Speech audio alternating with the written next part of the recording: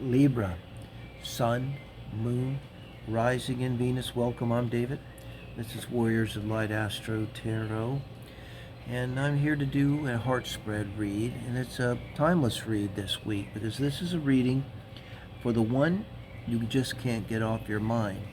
This is the one that, maybe is the one. It's not necessarily the person that you're involved with.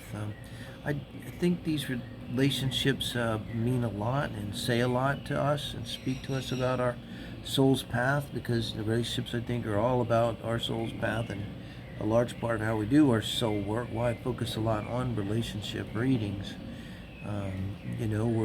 We're social creatures. We're not cats that mostly live alone.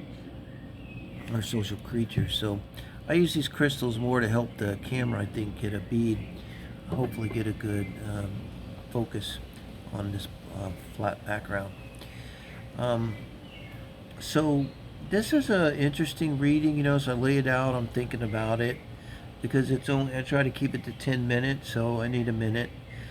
I see a lot of interaction here.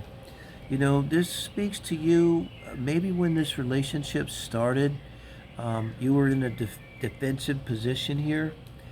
You're coming in, your energy is the Seven of Wands, and that's the righteous defense of the castle, really. And not in this deck, which, by the way, is the Golden Art Nouveau deck here. But typically this guy is defending the castle, and your Rider-Waite type decks, and you see the castle behind him. It's the same kind of energy. You see he's being assaulted by all these other wands.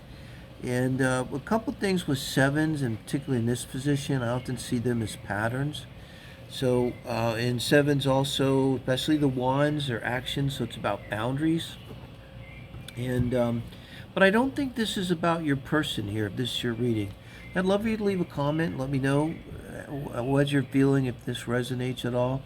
So when you met them, probably with your ex-person, and maybe with a series of ex-people, you found yourself in the position of defending yourself. And I get the sense too with this, it could be really defending yourself, even like physically, or definitely from abuse, like because it's a fine line between verbal abuse and physical abuse. If there's a line at all, really. Well, I guess there is. If you've been beaten, it is different. But emotionally, psychically, spiritually, there's a real similarity there. The bottom of the deck is the Ace of Swords. And and I feel like that could be this reading. It's we're speaking very much this Ace of Swords, speaking to the outcome, this Eight of Swords. We'll get to that. And somewhat to the Six of Swords. But this is about a clarification. I think for a Libra, the Libra archetype tends to want to go along to get along and to hold things back. And this Ace of Swords talking about, something needs to come out, something needs to be said, something needs to be said. It's about the communication. Or even thought. It could be in your own mind. Like I couldn't even think it, something that is non-Libran, something that's kind of harsh, unpleasant, not conducive to relationship. And with their energy being the Ace of Pentacles, in this position of kind of where they're at in love, that's solid. So this reading is kind of confusing to me. As we're going along, I'm listening to my own mind for advice. And so I just see this person as being very solid for you. And then here you come with the Six of Swords now. And that's how you're reacting towards them. But you're moving towards them. So very much to me, it's very obvious.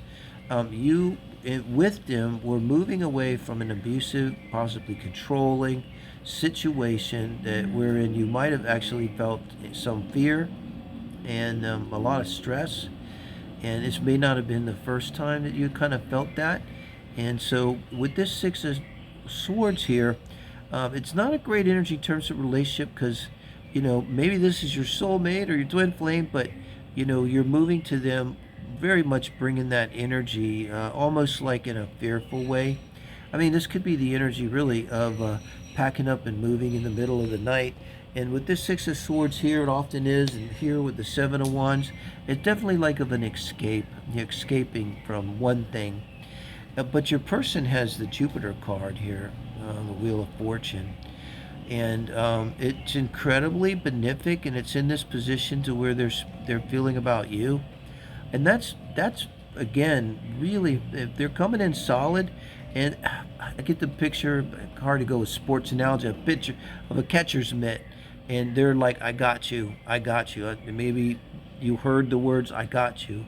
It could even be like at a long distance, or it was a difficult thing. Maybe you didn't really know this person. Ace of even Pentacles could be quick, could be new. And but you've made probably with the Ace Pentacles, you would have kind of felt like they were solid, like you could escape there, right? And they're maybe saying, I got you, babe, I got you, I got you, come on, I got you, don't worry, come on, I got you. That kind of energy. And then this is advice from Spirit, Temperance, the Sagittarius card. You got Jupiter, the Sagittarius ruler. There's some Sag over this energy. It could be Sag involved. And then the advice for them coming with this Queen of Cups. In this kind of reading, it's a little different than a straight up, love and romance reading. So that the advice from Spirit here is not, this is not exactly advice for them. This is both like advice for you. And really the advice for you is that this person, I see this person as being all kind of solid.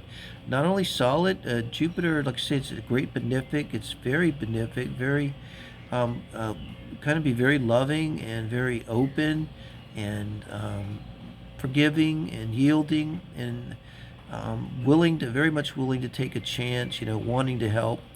And then, but under that, they have here the Queen of Cups. So this is someone that had emotional wisdom. This person that you're thinking of, emotional intelligence, and I believe too, very much with this person, very emotionally available.